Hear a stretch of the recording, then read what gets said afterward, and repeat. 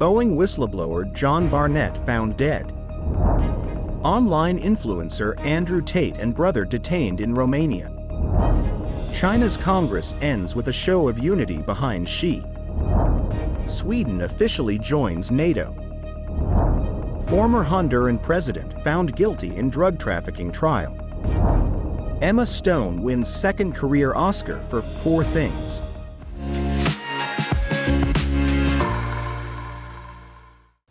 Hello, I'm Wade Lee. Thank you for joining us on Funday News. It is Wednesday, March 13th, and here are your top stories. A former Boeing employee known for raising concerns about the firm's production standards has been found dead in the U.S. John Barnett worked for Boeing for more than 30 years before retiring in 2017. In the days before his death, he had been given evidence in a whistleblowing lawsuit against the company. Boeing said it was saddened to hear of Mr. Barnett's passing. The Charlton County concern confirmed his death to the BBC on Monday. It said the 62-year-old had died from a self-inflicted wound on March 9th, and police were investigating. Police in Charleston, South Carolina tell NBC News they are aware of the death of a former Boeing employee turned whistleblower. 62-year-old John Barnett found dead on Friday. Mr. Barnett had worked for the U.S. plane giant for more than 30 years until his retirement in 2017 on health grounds. From 2010, he worked as a quality manager at the North Charleston plant making the 787 Dreamliner, a state-of-the-art airliner used mainly on long-haul routes. In 2019, Mr. Barnett told the BBC that under pressure workers had been deliberately fitting substandard parts to aircraft on the production line. He also said he had uncovered serious problems with oxygen systems, which could mean 1 in 4 breathing masks would not work in an emergency. Mr. Barnett said he had alerted managers to his concerns, but no action had been taken. Boeing denied his assertions. Last week, the FAA said a 6-week audit of the company had found multiple instances where the company allegedly failed to comply with manufacturing quality control requirements. Online influencer Andrew Tate was detained in Romania and handed an arrest warrant issued by British authorities, his spokesperson said on Tuesday. Tate, 37, and his brother Tristan Tate were detained Monday evening on allegations of sexual aggression in a UK case dating back to 2012 to 2015.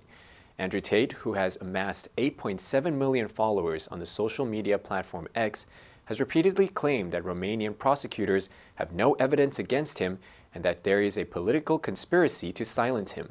He was previously banned from various prominent social media platforms for expressing misogynistic views and for hate speech. Spokesperson Matia Petrescu said, the Bucharest Court of Appeal is set to make a pivotal decision Tuesday on whether to execute the warrants issued by UK's Westminster Magistrates Court. Tate is charged in a separate case in Romania with rape, human trafficking, and forming a criminal gang to sexually exploit women. He was arrested near Bucharest in December 2022 along with Tristan and 2 Romanian women. Romanian prosecutors formally indicted all 4 in June last year, and they have denied the allegations. After their arrest in Romania, the Tate brothers were held for 3 months in police detention before being moved to house arrest. They were later restricted to the areas of Bucharest municipality and nearby Ilfov County. China's National Congress concluded its annual session Monday with the usual show of near-unanimous support for plans designed to carry out ruling Communist Party leader Xi Jinping's vision for the nation. The week-long event, with meetings carefully scripted to allow no surprises, has highlighted how China's politics has become ever more calibrated to elevate Xi. Monday's agenda lacked the usual closing news conference by the premier, who was responsible for economic affairs as the party's number 2 lead in the past. It was the one time each year when journalists could directly question a top Chinese leader. The news conference has been held most years since 1988, and the decision to scrap the event emphasizes Premier Li Chang's relatively weak status. Past premiers have played a much larger role in leading key economic policies such as modernizing state companies, coping with economic crises, and leading housing reforms that transformed China into a nation of homeowners. The nearly 3,000-member Congress approved revisions to the organic law of the State Council that direct China's version of a cabinet to follow Xi's vision. The vote was 2,883 to 8, with 9 abstentions. Other measures passed by similarly wide margins. The most nays were recorded for the annual report of the Supreme Court, which was passed by a vote of 2,834 to 44.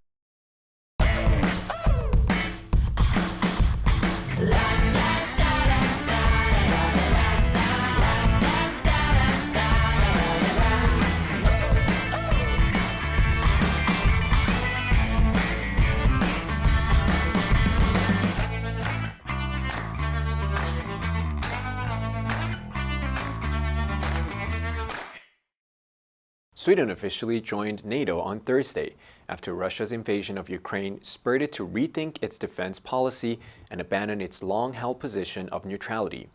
Sweden Prime Minister Olof Kristersson formally handed over accession documents to the U.S. State Department in Washington, D.C., the final step of a month-long process to gain the approval of all members to allow his country to become the alliance's 32nd member.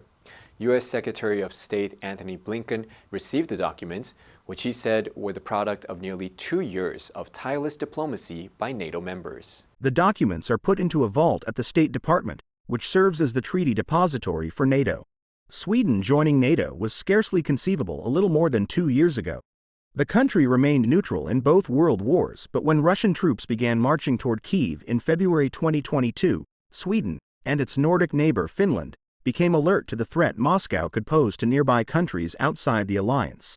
Finland, which shares a 1,300-kilometer border with Russia, officially joined in April 2023, more than doubling NATO's border with Russia in a blow to President Vladimir Putin, who has sought to stem any growth of the alliance. NATO's next annual summit will be held in July in Washington, D.C., and will mark the alliance's 75th anniversary. Former President of Honduras, Juan Orlando Hernandez, was found guilty Friday of drug trafficking by an American jury after a 2-week trial in Manhattan federal court. Prosecutors had accused Hernandez, 55, of conspiring with drug cartels during his tenure as they moved more than 400 tons of cocaine through Honduras towards the United States.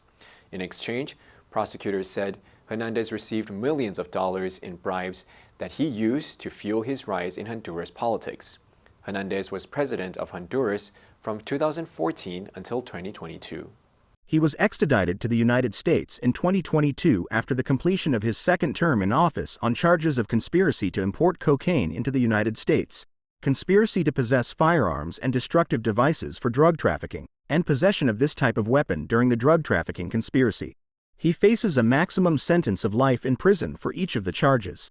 During his years in office, Hernandez protected and enriched the drug traffickers in his inner circle, the Justice Department said, citing his use of executive power to support extraditions of certain drug traffickers to the U.S., who threatened his grip on power, while promising drug traffickers who paid him and followed his instructions that they would remain in Honduras. Emma Stone claimed her second Academy Award on Sunday, winning the Best Actress trophy for her role as a woman revived from the dead in the dark comedy Poor Things. The 35-year-old actress scored her first Oscar for 2016 musical La La Land. In the Frankenstein-inspired Poor Things, Stone played Bella Baxter, a woman who is reanimated after suicide by a mad scientist, played by William Dafoe. Stone has said the role was her favorite of her career. The actress said she admired Bella's curiosity and her appreciation for the good and the bad. The movie chronicles Bella's dramatic self-discovery and liberation. Bella grows increasingly independent as she journeys through a surreal version of 19th-century Europe.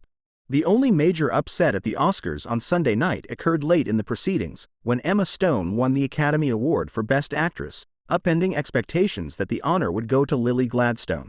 Interestingly, Stone and Gladstone were the two Best Actress nominees this year who didn't have the kind of big, showy monologues that usually result in awards attention. Stone's performance was remarkable in its intense physicality, intellectual acuity, mercurial changeability, and ungovernable appetite. The answer for yesterday was A, coaxed. He was coaxed out of retirement to help the failing company. Did you answer correctly? Now let's delve into the news of Sweden officially joins NATO. Number 1, spur, 鞭策, 激励, 刺激, 鼓舞. Her difficult childhood spurred her on to succeed. Number 2, alliance, 结盟, 联盟, 同盟. The Social Democrats are now in alliance with the Greens. Number 3, conceivable, 可想象的, 可信的. It is conceivable that I'll see her tomorrow. Next, we have a multiple choice question for everyone to practice. Which answer would you choose? You can write your answer in the comment section. The correct answer will be announced tomorrow. And that's it for today's Funday News. Be sure to tune into Funday News from Monday to Friday and click the link below to join Funday for free. I'm Wade Lee, your host. I'll see you next time.